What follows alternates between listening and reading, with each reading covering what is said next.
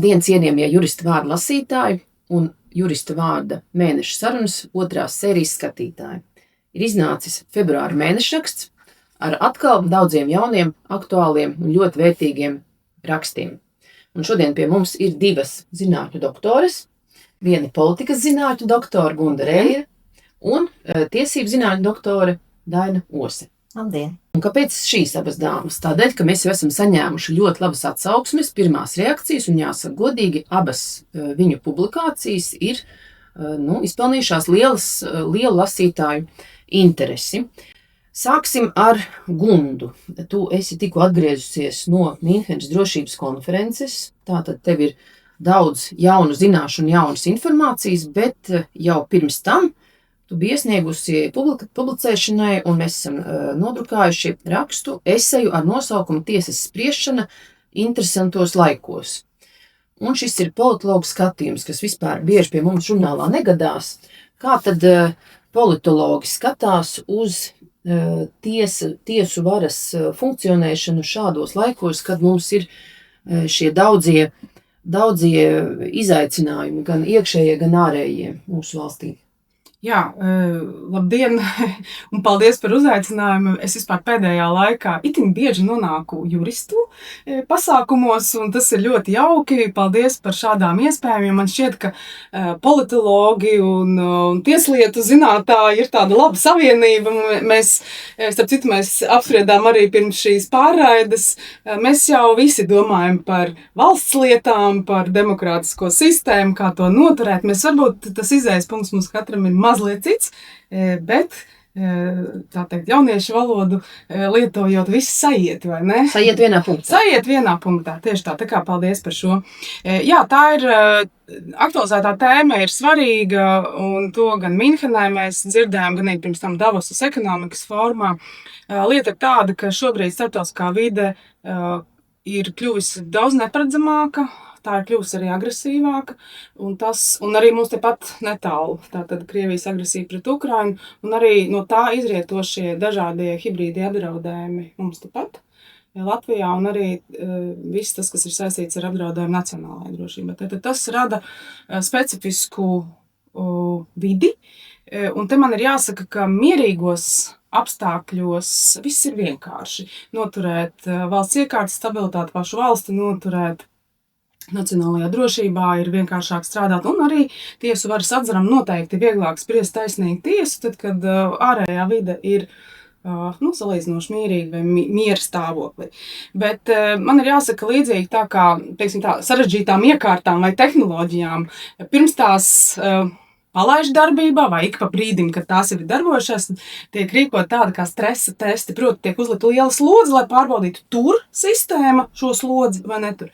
Mēs varētu tādās līdzībās teikt, ka šobrīd arī mums gan demokrātija ir šis slodzes stresa tests, gan arī līdz ar to tiesu varas atzaram, jo ir jautājums, kā šādos apstākļos noturēt valsts iekārtu, stabilizēt pašu valsti, kā spriest tiesu, vai ir kādi specifiski pienākumi, vai ir kaut kāda cita veida prasības. Jo, protams, ir jāatcerās, ka jebkuros apstākļos tiesas pienākums, konstitucionālais pienākums ir aizstāvēt likumu, bet ir jautājums, cik lielā mērā spēja vai nespēja, vai nevar ņemt ārējos apstākļus vērā. Un jo sarežģītāk apstākļi, jo tas ir būtiskāk. Rakstu noteikti var izlasīt katrs pats, bet man ir jāsaka, ka, ja mēs raugāmies uz šī brīža ģeopolitiskajiem sarežģītajiem apstākļiem, un par to, starp citu, bija jūsu iepriekšējais mēneša raksts, ļoti interesants, tad es teiktu, tā bīstamība ir 2 galvenajos virzienos. Pirmais, tiesu varas apzaram nevajadzētu noteikti aiziet tajā virzienā, ko mēs varētu saukt par tuneļredzi. Protams, tas ir sašaurināts skatījums, nevērtējot aktuālo kontekstu vai arī nezinot daudz ko par aktuālo kontekstu, tāpēc ļoti svarīgi, ka Tieslietu akadēmija izveidot ģenerāla prokuratūra atsevišķa struktūra vienība, tas ir ļoti svarīgi. Otrs riskantais virziens ir tas saucamais salstaba moments, ka tanī brīdī, kad situācija kļūst tik sarežģīta un haotiska, ka pazūd spēja pieņemt lēmumu, ir jābūt šī elasticitātei. Tāpēc tas antidots vai pretinda šādiem sarežģītiem apstākļiem, protams, ir tāds, ko es pati saucu par tādu augstu situacionālo jutīgumu arī tiesu varas atzarā. un, protams, ļoti augstu elasticitāti, saglabājot kodolu, saglabājot konstitucionālo pienākumu, bet veidam, kā to dara, tam ir liela nozīme. Proti, tiesnesis nevar atsaukties nedz iekšēji tā domāt, ka viņš norobežojas no visa, nedz arī atsaukties uz to, teiksim, ja viņam kāds kritizē, viņam ir kāds tad ir tas tiesnešu iespējas, vai vispār jebkura tiesība piemērotā, ne tikai tiesneši, bet arī, piemēram, ierēģi, iespējas ņemt vērā šos apstākļus. Ko tas nozīmē? Katru vakaru skatīties panorāmu?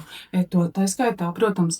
Tas, kā es minēju, mierīgi apstākļi rada arī tādu, es teiktu, protams, patīkamu iespēju iet pēc veciem algoritmiem, strādāt pēc iestrādāta mehānisma, iet pa droši iemīto taku, jo nekas jau ļoti nemainās. Bet šobrīd ļoti mainās. Starp citu, jūs, Dina, pieminējāt Minhenes drošības konferences, tā vides haotiskums, tā neziņa par to, kur pasaule izies, uz kādiem, tā teikt, starptautisko likumu, normu, noteikumu pamatiem, tas šobrīd, tas nav tikai Latvijas jautājums. Visa pasaule meklē šobrīd izēju, bet kā bija, tā nebūs vairs nekad. Viss mainās, un ja mēs, protams, zinām, ka viens no pēdējiem lūzuma punktiem bez šaubām bija Krievijas uzsāktais pilnmēroga karš pret Ukrainu, bet man kā politologam jāsaka, mēs, tie, kas nodarbojas ar sistēmiskām teorijām un tādiem sistēmiskām pārdomām par starptautisko kārtību, būtībā visu šo notikumu vai šīs situācijas iedēļu būtībā jau ir vērojami jau uzreiz pēc augstā kara beigām, 90. gadu sākums, un jo sevišķi tajā brīdī, kad sāka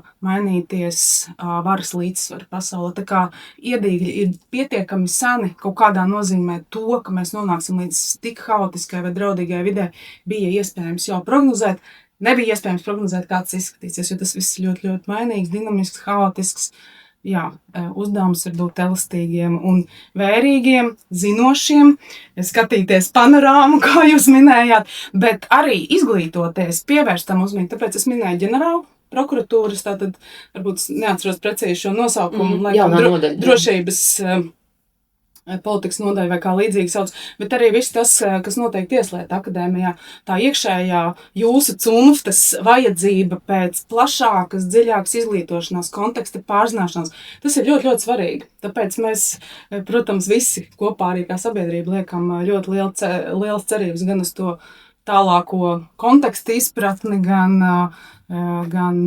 jā. Bet kā jums izskatās politologiem no malas raugoties uz šā brīža tiesas kaut kādu praksi, tiesu praksi, ir kaut kāda pozitīva piemēra? Mēs visi zinām, ka tur, teiksim, bijuši tādi brīnumi, ka nepiemēro drošības līdzekļus un cilvēki par valsts drošības apdraudējumu aizdomās turēt cilvēki vienkārši pār upē. Un nekad vairs nebūs Latvijas tiesu sistēmai pieejami, teiksim, tādi gadījumi, kas bija ļoti satraucoši un kur ļoti iespējams tiesnesis nebija izvērtējis to situāciju kopsakarā, bet vai ir arī kaut kāda pozitīva gadījuma piemēra? Jā, šis ir tiešām tas sliktais piemērs, bet es teiktu, ka kļūdas ir jāizanalizē, no tām ir jāmācās, no tām ir jāstrādā.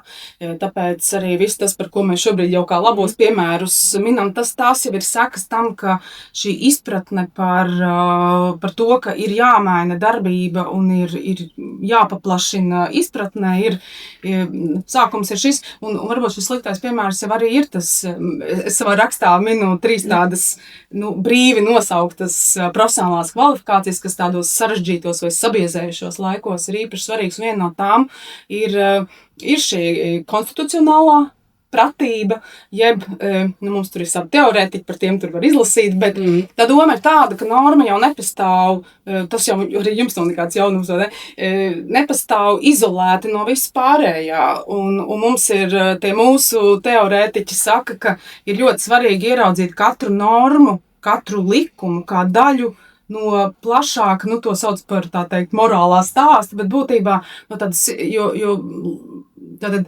mūsu likumu, tā teikt, klāsts vai likumu tas savijums, tīkls jau raksturo tādu mūsu sistēmisku priekšstatu par par sevi un par pasauli. Un tāpēc ir ļoti svarīgi neskatīties ne uz normu izolēti, ne uz likumu izolēti, bet kā daļa no šī sistēmiskā tīkla, mūsu priekšstata par tiesisku valsti. Lūk, un šis ir varbūt tieši tas piemērs, kur ir tāds iespējams bijis šis izolētais skatījums, iepratim tam, kāds ir mūsu vispārējais tiesiskais priekšstats par demokrātiskas sistēmas, mūsu valsts pastāvēšanu, mūsu nacionālo drošību, kas, diemžēl arī ārējā iekšējā drošība šobrīd pat ir kļūst par numur 1 mērķi ārpolitikā. Bet, ja tu jautāji par tiem superpozitīvajiem piemēriem, es rakstā arī viena no šīm profesionālām kvalifikācijām ir saistīta ar pienākumu komunicēt, sazināties ar sabiedrību, tiesai, tiesnešiem vai tiesvaru sazaram kopumā. Un tur es esmu īpaši izcēlusi Satversmes tiesu, tādu pēdējie piemēri tur ir minēti, bet man ir jāsaka, jau ilgtermiņā Satversmes tiesa, protams, ir bijusi viena no tādiem avangardā esošām institūcijām, kas prot un cenšas runāt par savu darbu, skaidrot, un tad varbūt ir jāpiemina, lai to kontekstu vairāk izprastu, viena atziņa, kas pat nenāk no politikas zinātnes, bet no komunikācijas zinātnes. Jo kas tad ir komunikācija? Ļoti bieži tas tiek novienkāršot, bet es nerunāju šeit gluži par tiesu varu, tā kā kopumā. Komunikācija nav relīzes uzrakstīšana vai kaut kā, nezinu, kaut ko uzrakstīt Facebookā. Komunikācijas galvenais uzdevums ir nevis tikai pateikt to, ko tu vēlies pateikt, bet nodrošināt, lai tā puse, ar kur tu sarunājies, to lietu ir uztvērusi tieši tā, kā tu to biji domājis. Un tas jau uzliek papildus slogu. Man šķiet, ka Satversmes tiesai tas izdodas, jo atkal no tādām politikas zinātnes teorijām raugoties, tiesas darbs nav gluži, komunikācijas funkcijas ietvaros vienkārši pateikt, ko tā ir paveikusi. Tātad sabiedrības iesaistīšana ir svarīga un būtībā tā vara ir komunikatīva caur to, ka, teiksim tā, tiesa nevis diskusiju ar verdiktu pabeidz, bet tiesa ar savu skaidrojumu iesaistās šajā demokrātiskajā diskusijā, un tur mums tad ir Habermas, kurš saka, ka vispār tas viss kļūst leģitīms tikai tad, ja sabiedrība ir sapratusi un to atbalsta un tā tālāk. Bet tā jau tāda padziļinātāka diskusija. Es gribu teikt, ka viens no šiem diskusijas instrumentiem, profesionālas diskusijas instrumentiem noteikti ir arī mūsu žurnāls.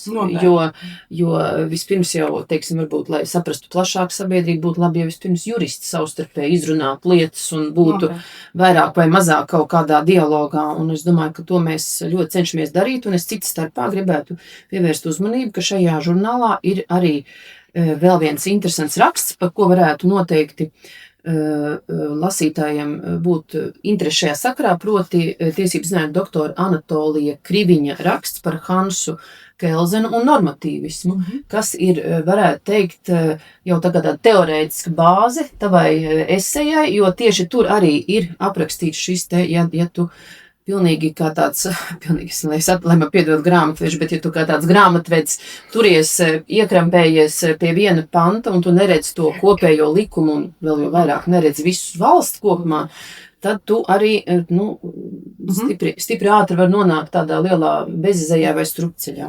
Jā, ja var īsti piebilst, tad cits starpā arī tad var pieminēt arī jūsu iepriekšējā izdevuma, tā teikt, izdevumā iekļautu tieslietu ministrs rakstu. Jā. Un tieši šis jautājums par migrācijas jautājumu. Jā. Tu nevari iet pa to veco ceļu, ja pasaule ir mainījusies. Tā kā es izlasīju ar lielu interesi, un līdzīgi mēs tātad domājam, kā tiesību zinātnieki viena no vienas puses politologu no otriem, bet es varu tā kā parakstīties burtiski zem katra vārda, ko Lībiņas Egners kundze tur ir rakstījusi. Būtībā tas saskan arī ar to manu politoloģisko domu. Un vēl es gribu atgādināt, ka jau pirmajā sērijā mūsu sarunas mēs arī runājam ar doktoru senatoru Jānu Plepu, un viņš arī ir ļoti daudz, un arī tā skaitā bija decembra numurā viņa raksts arī par šo te ģeopolitisko kontekstu tiesas spriešanā. To mēs vēlreiz atgādinām lasītājiem, lai jūs lasītu ne tikai jauno februāra žurnālu, bet arī iepriekšējos mēnešrakstus. Bet tagad mēs pastīsimies uz vienu citu sistēmu, nevis uz šo te lielo starptautisko, bet uz tādu, kas ir, varētu teikt, mūsu civiltiesību mugurkauls, un tās ir civil process, kur arī aiz viena valdziņa paraujot var izirt viss cimdiņš ziemas laikā, ja? Vai arī otrādāk, ja tas valdziņš turās savā vietā, tad viss arī harmoniski funkcionē. Un es gribu teikt, ka mūsu lasītāji ir ļoti, ļoti lielu interesi, un mēs to redzam pēc mūsu apmeklētības un pēc sociālajiem tīkliem. Jūsu un jūsu kolēģa līdzautora Mārča Krūmiņa raksts Notariālais akts par bērna aizgādību un saskarsmes tiesībām un piespiedu izpildi. Sakiet pati, kāpēc jums liekas, kāpēc šis temats tik ļoti interesē mūsu lasītājus? Pirmām kārtām, ja tas ir kaut kas jauns, vēl nebijis. Turklāt, ja mēs paskatāmies, tā ir notariālā vienošanās ar tiesas nolēmumam paredzēto izpildu spēku. Tātad tas, protams, ir tāds instruments, kurš iepriekš nav bijis. Turklāt vēl tādā jautājumā, kas ir saistīts ar diezgan sarežģītām pašu vecāku attiecībām, tās saskarsmes tiesības, aizgādības tiesības, kurās visbiežāk pastāv strīdi, un te mēs redzam to iespēju attiecīgi vecākiem pašiem nonākt pie kopsaucēja, vienoties, bet šī vienošanās nebūs formāla. Vienojās un vienojās tāpēc, lai mēs izšķiramies mierīgi, tāpēc, ka to prasa likums, bet tieši otrādāk šī vienošanās ir paredzēta ar izpildu spēku, ja nepildīsi, nodos tiesu izpildītājiem, piespiedu izpildē, tātad ar sekām. Un man šķiet, ka šis jaunais instruments tiešām ir tāds, kuru vērts apdomāt, izvēlēties pašam vispareizāko veidu, kā komunicēt gan ar savu bērnu, gan arī komunicēt ar otru vecāku. Un man šķiet, ka šis instruments nav tikai domāts tādām situācijām, kad laulība tiek šķirta, bet šis instruments ir vairāk varbūt pat universāls, jo tieši diskusijās arī ar kolēģi Mārci Krūmiņu mēs nonācām arī pie tādiem saviem diskusijas rezultātiem, ka jā, tas nav tikai laulības šķiršanās lietās iespējamā vienošanās, te mēs varam paredzēt arī vienkārši tātad vecāku, kas nav reģistrējuši laulību, savu bērna saskarsmes tiesību noregulējumu, un ne tikai vecāku, bet arī vecvecāku iespējas tādā veidā vienoties un arī paredzēt sev iespēju komunicēt ar šo bērnu. Tad kā saskarsmes tiesības būtu skatāmas daudz plašāk, nekā faktiski mēs esam pieraduši to redzēt. Tātad šķirot laulību, nē. Tas ir tikai viens no aspektiem. Un līdz ar to jaunais instruments, protams, uzliks arī zināmu, es teiktu arī tādu pienākumu notāriem, jo tikai viņu pāraudzībā attiecīgais notariālais akts taps. Tieši šī kārtība viņiem nāksies izskaidrot, ne tikai to, kādas būs sekas šādi noslēgtam notariālam aktam, viņiem būs jāizskaidro arī tās sekas, kuras iestāsies, ja šo notariālo aktu nepildīs. Tostarp arī izskaidrojot iespēju strīda gadījumā tik un tā vērsties tiesā. Tas nozīmē, ka faktiski tas būs tāds tā kā notārs darbosies kā tāds arbitrs un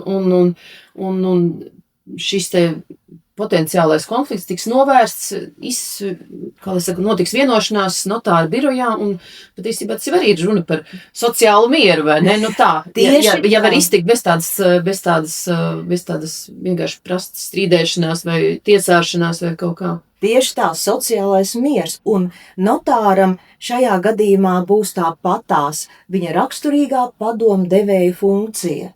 Tas, ka viņš nepārstāvēs nevienu, ne otru pusi, nevarēs tādā gadījumā ietekmēt nevienu, ne otru. Viņam jābūt tāpatās neitrālam, viņam jāsniedz šis padoms. Un, protams, mēs jau arī zinām to, ka notāri lielākoties ir arī mediātori šajos jautājumos, un tas ir tas mediācijas arī process. Ja tur kaut kāds neliels domstarpības vai pārpratumi sarunu gaitā radīsies, viņiem ar to nāksies tikt galā.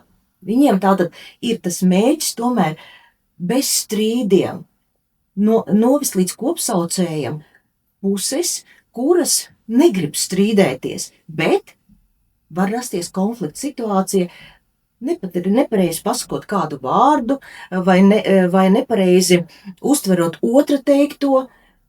Domstarpības var rasties vienā mirklī jebkur, un šis ir tas notāra uzdevums šo neskaidrību novērst. Jā, tātad skaidrojot, stāstot, sniedzot piemērus, jāsaka, jā, tas īstenībā notāriem būs diezgan tāds arī atbildīgs uzdevums, jo līdz šim tātad viņu funkcijās tik dziļa izskaidrošana tādā sarežģītā jautājumā, kas skar bērnus, saskarsmes tiesības un īstenībā pat es teiktu tādu arī ilgtermiņa redzējumu par to, kā šīs saskarsmes tiesības varētu realizēt. Jo notariālām aktam ir paredzēts arī šis iespējamais piespiedu izpildes termiņš 3 gadu periods. Tātad tas nozīmē, ka tas nav šī brīža redzējums, kad, piemēram, tie paši vecāki ir atnākuši pie notāra ar to savu domu, ka vēlās šķirt laulību. Viņa starpā nav strīdu, bet notārs saka, jā, bet likums tagad saka, jums ir jānoslēdz šī vienošanās nevis parastā mājas kārtībā, kā jūs šajā brīdī esat vienojušies, bet notariālā akta formā, un jāparedz ne tikai šī mirkļa vajadzības, kā ar to bērnu saskarsies, bet jāskatās tālu nākotnē vismaz 3 gadu periodā, lai saprastu, tātad, kā šis bērns augs, kā viņš uzvedīsies, kādas būs viņa intereses. Īstenībā šis ir ļoti sarežģīts jautājums. Tā kā šie grozījumi vēl stāsies spēkā tikai 1. martā, un notāri vēl tikai mēģinās šo procesu vadīt, jāsaka, būs interesanti redzēt, kāda būs tā realitāte. Un kas ir pats interesantākais arī tieši notariāta likumā tā D' sadaļa tika veidota ar to mērķi, lai mēs atslogojam tiesas no tādām vienkāršām lietām. Ja, no ļoti vienkāršām lietām, tātad naudas prasījumiem pārsvarā, kur nav strīda. Tālāk mēs jau redzam to paplašinājumu uz īres nomas līgumiem, patupinājumiem, kur esam precīzi visu atrunājuši un paredzējuši. Un, protams, ka praksē esam arī redzējuši, ka šīs lietas, kur ir notariāla akta formā paredzēta vienošanās ar izpildu raksta nodošanu tālāk tiesu izpildītājiem, visas šīs lietas ir balstījušās galvenokārt ar skaidriem termiņiem, ar skaidrām naudas summām un bieži vien ar tādu vienreizēju izpildi. Vienīgais, kad skatāmies, tāda sistemātiska izpilde bija iekļauta attiecībā uz līdzekļu maksājumiem, jā, tur ir periodiskums, bet arī tur ir paredzamība. Pretēji tam, kas ir saskarsmes tiesības. Un es teiktu arī diezgan lieli riski tomēr, jo vienošanos jau slēdz vecāki, bet tā izpilde skar bērnu, tātad to trešo personu. Vecāki, lai arī kā vēlētos, viņiem ir jāizprot savus bērnus, lai saprastu, vai nākotnē tas bērns necels pretenzijas pret šādu nolīgto kārtību. Bet arī to starp arī likumdevējs ir tālu skatījies un redzējis, ka vajadzētu arī pieļaut zinām elastību. Atkal tas vārds, vai ne? Jā, zinām elastību, jo tātad šķirot laulību, par visu vienojoties, arī šajā notariālā aktā ir jāparedz kārtība, ja mums apstākļi mainās. Kā mēs varam tikpat labi, bez strīdiem, bez vēršanās tiesā, šo kārtību sakārtot. Paredzēt elastīgi to brīdi, kad mēs varam iekļauties jaunā, paredzamā situācijā, pielāgoties atkal bērna vajadzībām, jo, ja bērns būs stresains, protams, arī konflikts radīsies starp šiem vecākiem. Es teiktu, tas ir pilnīgi tas pats, ko tikko Gunda teica par kontekstu izpratni. Visu laiku mainoties kontekstam, tiesību piemērotājiem ir jāsako līdzi. Bet, sakiet, notāri arī kaut kā jau apmācīti, jūs nezināt to, jūs neesat nepārstāvot notārus, bet teiksim tā, šī tiešām izklausās tāda pamatīga novitāte. Šī ir ļoti ir pamatīga novitāte, tiešām tam man piekrist, jā, un notāriem tieši ir paredzētas un jau ir notikušas apmācības, cik man ir zināms, un tāds jau arī bija tas mērķis, prasot tātad pāris mēnešus laika, lai tie grozījumi stātos spēkā, nevis tā kā sākotnēji projektos bija paredzēts, jā, tātad mēs dzirdam arī komisijas sēdes audio ierakstos, ka tieši notāri bija tie, kas lūdza pagarināt vēl 2 mēnešus, dot laika šīm normām, lai stātos spēkā, tad, kad viņi jau būs apmācījušies, sapratuši, un es teiktu, jā, tātad šeit notāriem ir ko mācīties, ir ko saprast, kā tālāk viņi palīdzēs šiem cilvēkiem nonākt skaidrībā līdz tam risinājumam. Līdzīgi kā jebkuriem, līdzīgi kā tiesnešiem jāmācās piemērot visu laiku tiesību piemērotam ir jābūt aktīvam, atvērtam un jāuztver visi jaunie signāli. Bet es vēl gribēju pajautāt, es dzirdēju, ka maijā notiks jūsu iniciēta civil procesa konference, vai jūs varat šeit, izmantojot šo mūsu mazo juristu vārdu studiju, uzaicināt arī interesantus uz šo konferenci, varbūt pat runātājus?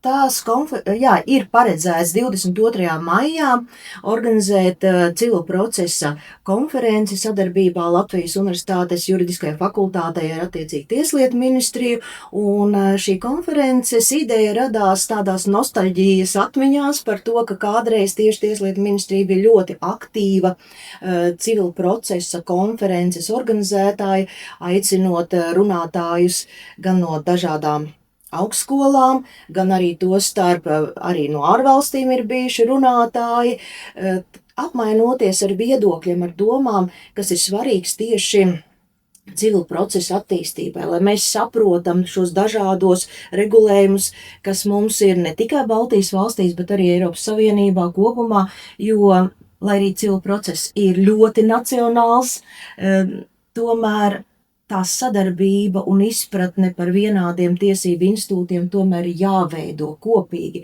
un šīs konferences tad īstenībā ir tā doma apmaiņa. Tā doma apmaiņa, kura jau vairākus gadus nav notikusi, te, protams, atkal jāsaka, jā, Covids ietekmēja arī šo konferenču organizēšanu viennozīmīgi, jo pēdējās konferences bija pirms Covida ēras, jā, tātad, protams, gribas to visu atkal radīt no jauna un radīt šo domu apmaiņu. Ļoti, ļoti vērtīga iniciatīva, ceru, ka jums izdosies, un mēs noteikti sekosim un skatīsimies, varbūt kādu referātu arī aicināsim publicēt, varbūt mums paveiksies sarunāt arī kādu publikāciju jurista vārdā, bet tātad no turienes varētu rasties jaunas likumdošanas iniciatīvas iespējams, bet vai, Lunda, tava darbvieta ir valsts prezidenta kancelēja, vai no turienes kādas jaunas iniciatīvas mēs varam sagaidīt, jo mūsu priekšā ir vētrainais priekšvēlēšanu laiks, varbūt mūs kādas jaunas normas aiz apvāršiņa ir noslēpšās. Tas gan būtu labi, ja šeit tas atklātu, jā, viss mūsu nākotnes tā plāns. Kāds izskatās likumdošanas process šobrīd no šī te varas tāda, var teikt, atsvara vienas pozīcijas? Tas ir prezidenta kunga rokās, tā kā nāks laiks, tad jau redzēs, bet labi, ka jūs pajautājat šo jautājumu, jo, ja mēs arī kaut vai mana šī izdevuma raksta kontekstā skatāmies, tad politologi uz vienalga uz tiesvaras atzaru, uz valsts lietām kopumā, mēs skatāmies, tas mūsu izējas punkts vienmēr ir līdzsvara jautājums, varas līdzsvara, valsts stabilitātes jautājums. Lūk, un tā pamatlieta ir tāda, ka mums ir tātad varas dalīšana, 3 atzari, 3 stūrīts, vai ne, bet pieminētais valsts prezidents, un nevis konkrētais, bet konstitucionāli, kā institūcija.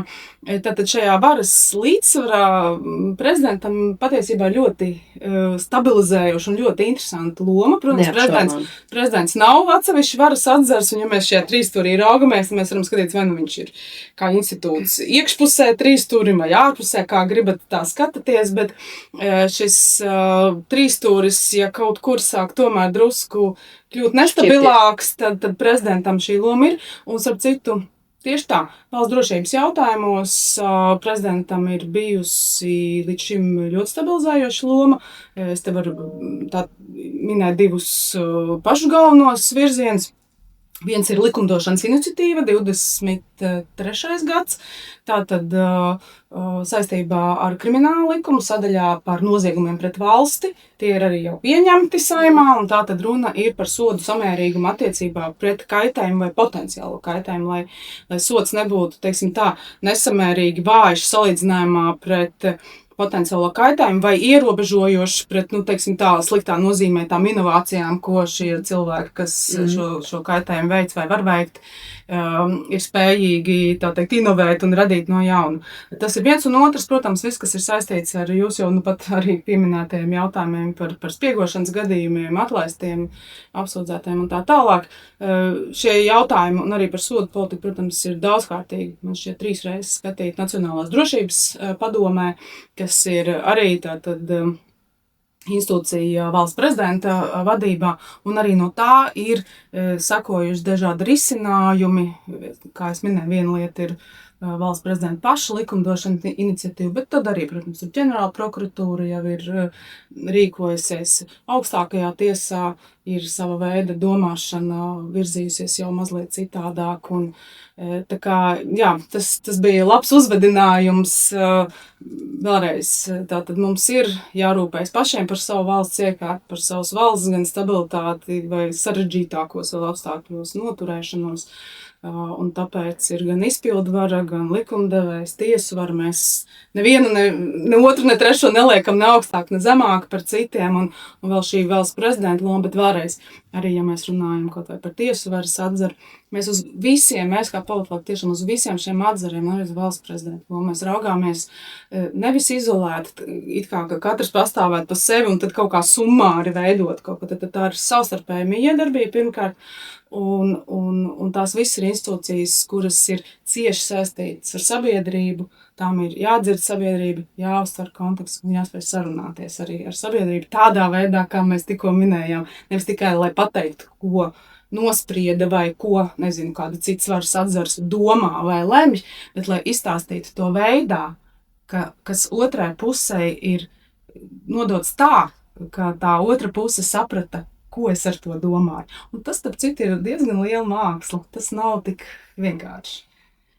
Jā, es laikam kopsavalkot. Tagad gribētu teikt, ka tu runā par politologiem. Es gribētu teikt par juristiem, ka jurists vispār ir profesija, kura nedrīkst būt šauri domājoša un nedrīkst būt tāda, kas aprobežo sevi ar kaut kādu viena dokumentu sastādīšanu. Šī profesija, manuprāt, fundamentāli uzliek pienākumu domāt plašāk un domāt par to vilni, par to rezonanci, ko radīs katrs tavs mazais darbiņš. Vai tas būs kaut kāds paviršs administratīvs akts, ar kuru tu nokaitini kādu pilsoni un radi neapmierinātību, vai tas būs vēl jo vairāk nekvalitatīvs vai kaut kāds no realitātes atrauc tiesas spriedums, vai tas būs kāds notārs, kurš līdz galam neizdarīs un teiksim, nepaveiks to stabilizējošo, mieru nešošo funkciju, kas arī ir ģimenes tiesībās, kas ir patiesībā pamats, uz